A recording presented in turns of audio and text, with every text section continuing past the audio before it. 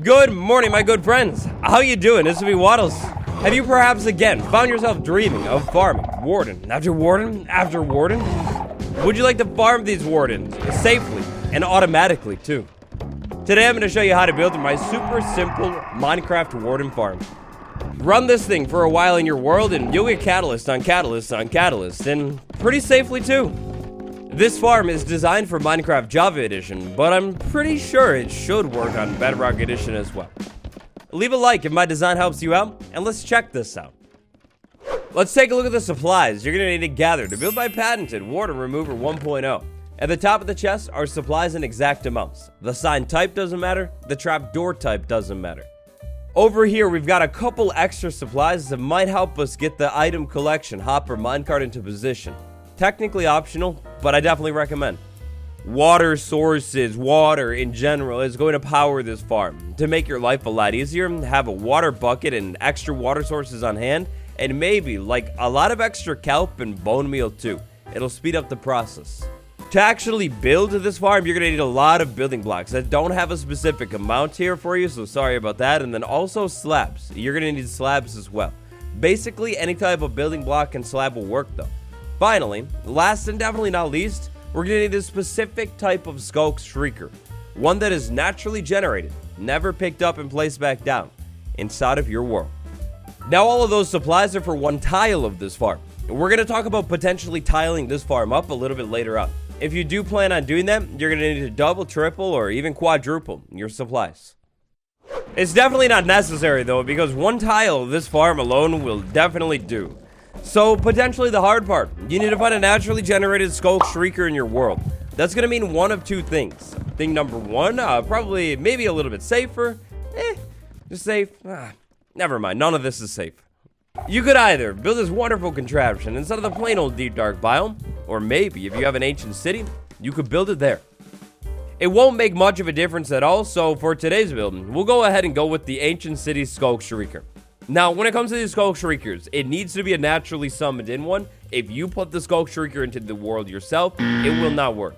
How do you tell it's naturally summoned? Well, either check the F3 tag on Java Edition, or if you're on Bedrock Edition, there's a texture difference. The sculk shrieker that can actually summon a warden in, it's going to move a little bit faster. The sculk shriekers, warden summoning, you need to be careful. You've got to be so careful when building this farm, because really one small misstep, and you're going to have something like that happen. Now when it comes to summoning the warden in, we've got a box around the sculk shrieker that we need to contain. Before you start containing this box, I highly recommend, move around and get rid of any sculk sensors. Once you get rid of the sculk sensors, you can technically just sneak, and as long as you don't step on this thing, you should be good. The summoning box, if you will, around the sculk shrieker that you need to slab over, all over the place as quick as possible, is going to be 5 blocks out in every direction from the sculk shrieker. You see, these shriekers can summon wardens in an 11 by 13 by 11 box around it. Vertically, it's going to be a little bit different. Let's worry about horizontals first. If you have a hill in the way, dig that hill out all the way.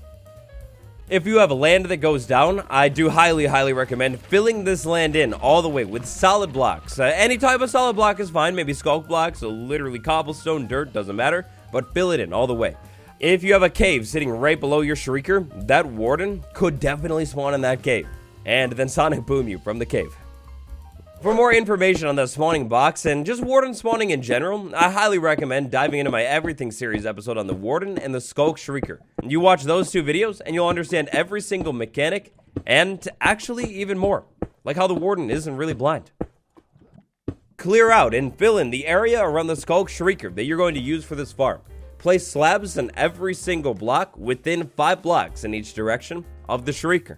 I'm putting a lot of emphasis on it here because, you see, once you get this done, you can actually step on the shrieker all you want, or at least theoretically you should be able to, and you should be safe.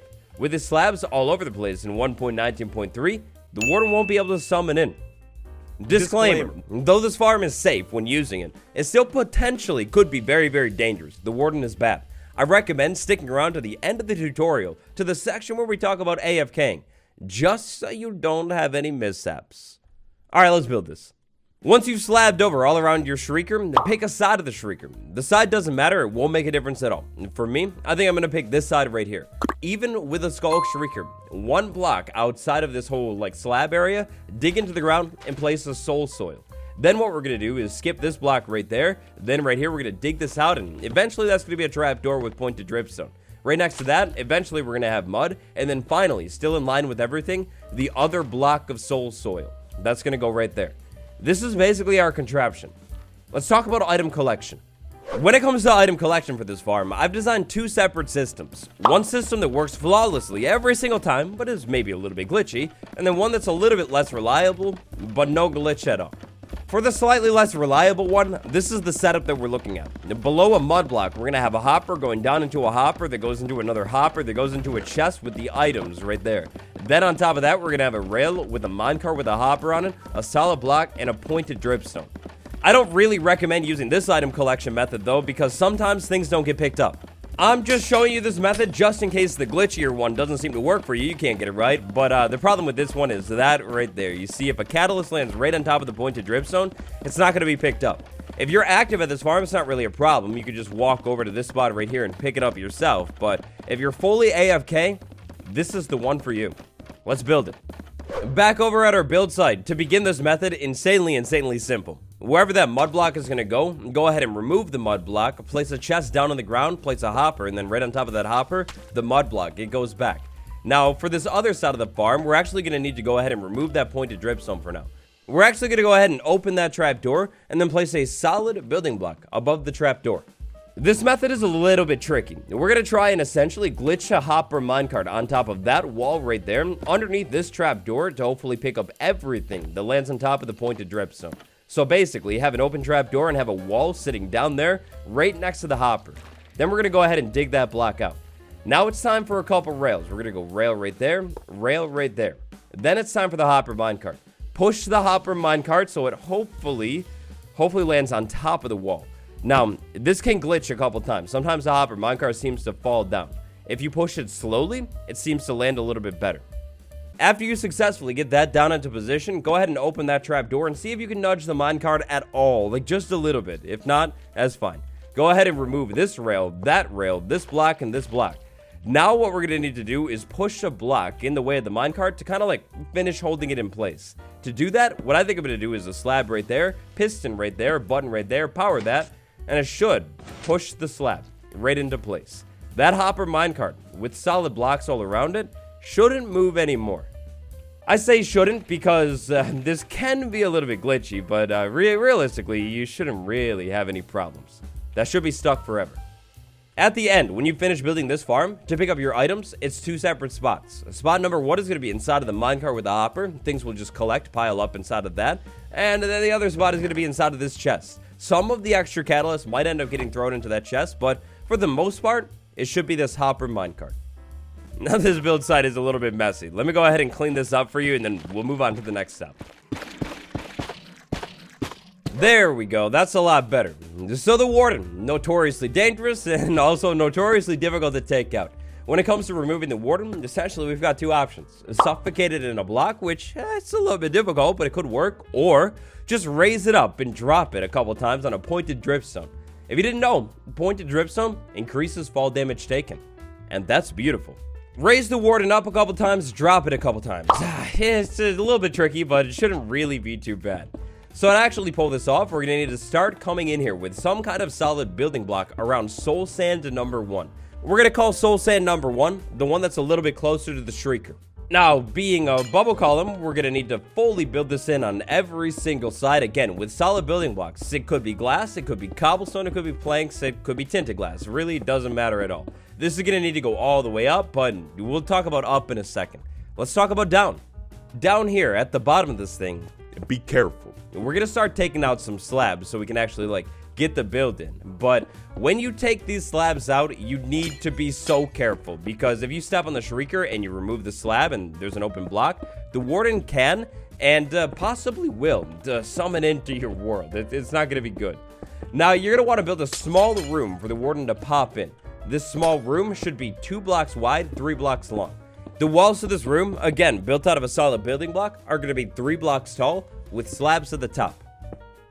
Inside of this room, right in front of the soul sand, for 3 blocks, we're going to go with a sign, and a sign. The sign is going to keep the water inside of the elevator. If you're clumsy at all and you think you might accidentally step on the shrieker, place a slab on top of it. No, you won't. Now, we need to make this thing tall. Now, make this thing tall. How tall do you want to make it? It's really up to you and your determination.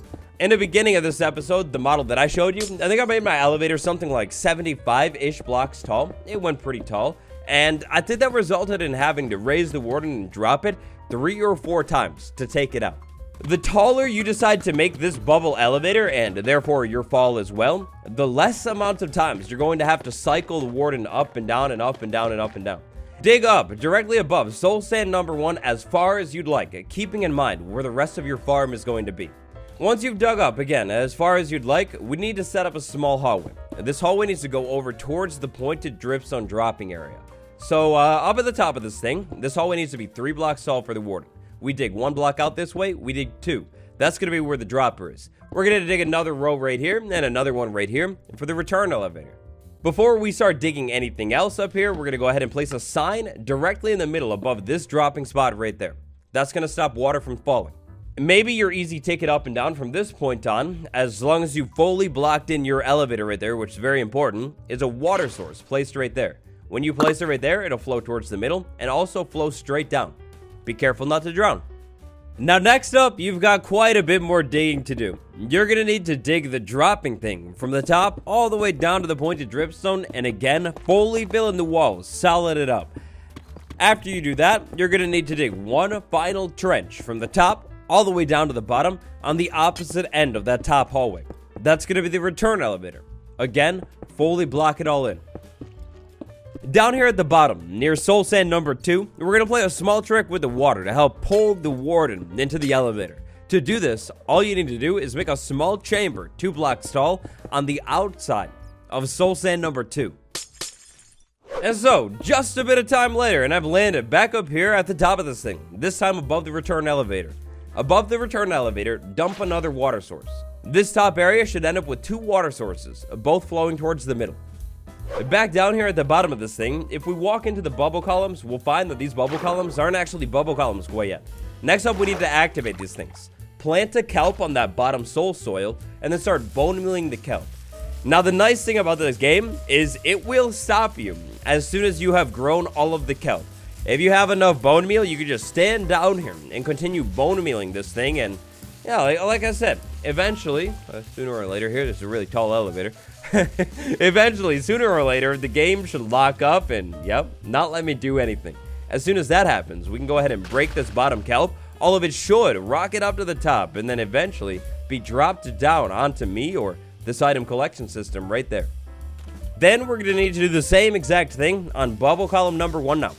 We're almost done with the build. After you've planted and grown all of your kelp, having all of your bubble sources activated, you're good to go. Or almost good to go. Now back over here on this side of the farm, we need to make sure we have fully closed up this farm. If you haven't fully closed it up, the warden might get out, and that's bad. Then what we need to do is set up some kind of vibration causing machine on the other side of this bubble column. I recommend building this vibration machine right over here. And we're going to go ahead and place a temporary block, permanent observer. Then we're going to go ahead and remove temporary, place an observer, and then finally place something on the side of it that will trigger. I like a trap door. These nether ones, the sound is like, I mean, it's not too bad, right? And finally, double check everything. Just make sure everything is nice and safe, which checks out. We got slabs everywhere, which means we should be good. Design-wise, the farm is pretty simple. This is actually basically the same farm with some modifications done to it that I designed and built inside of my survival world. You might have seen the episode. It probably relatively shortly after 1.19 dropped. A demonstration in survival now to actually use this machine. What I'm going to need to do is walk over to the shrieker and set it off. If you haven't set off a shrieker in a long time, on the first one, you're going to get a pulse of darkness. We need to keep setting this thing off. Now, to continue using this farm going forward, all I really need to do is just stand on the shrieker. You don't need to move around or anything. Standing on the shrieker will repeatedly trigger it, making it fully AFKable. Eventually, you might hear a frustrated warden sound. That means a spawn failed. A failed spawn isn't really a bad thing, it just means it picked a block where it couldn't actually crawl into the world. Stand on it long enough, though, and it will crawl into the world.